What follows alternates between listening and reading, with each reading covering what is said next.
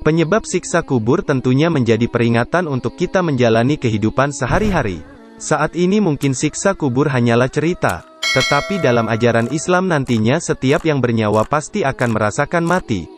Apakah semua orang juga akan merasakan dahsyatnya siksa kubur?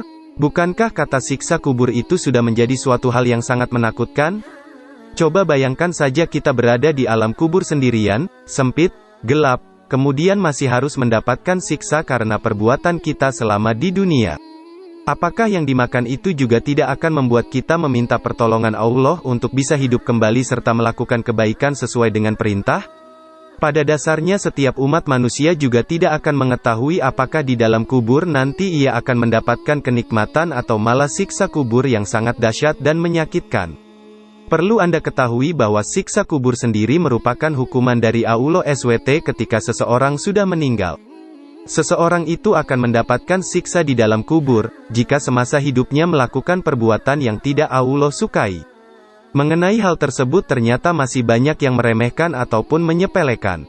Beberapa penyebab siksa kubur. Mengenai siksa kubur tersebut juga sudah dijelaskan dalam Al-Quran serta hadits. Sehingga adanya siksa tersebut merupakan suatu hal yang nyata. Ketahuilah bahwa siksa kubur tersebut juga bersifat sementara ataupun selamanya. Meskipun sudah meninggal orang tersebut juga bisa saja mendapatkan nikmat kubur. Salah satu orang yang akan mendapatkan nikmat kubur adalah apabila semasa hidupnya ia selalu berperan serta mendekatkan diri kepada Allah juga tidak melakukan perbuatan dosa.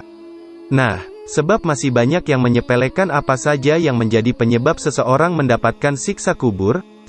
Ghibah. Untuk penyebab siksa kubur yang pertama adalah karena sering melakukan ghibah. Ghibah merupakan perbuatan dosa yang kerap kali dilakukan oleh umat manusia.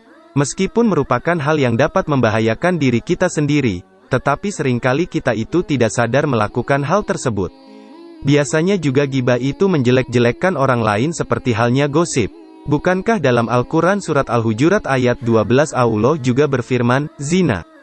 Penyebab siksa kubur bagi seseorang karena ia yang melakukan perbuatan zina. Bukankah zina itu perbuatan yang sangat dosa? Zina juga menjadi hal yang Allah benci. Tapi sampai saat ini ternyata masih banyak umat manusia yang melakukan perbuatan zina. Padahal dunia juga sudah menunjukkan tanda-tanda akhir zaman. Contoh dari perbuatan zina itu sendiri adalah selingkuh. Perselingkuhan tersebut juga dapat menciptakan siksa kubur selamanya. Dalam Al-Quran Surat Al-Isra ayat 32 yang artinya adalah, janganlah kalian mendekati zina karena sesungguhnya zina merupakan perbuatan yang keji dan jalan yang buruk pula.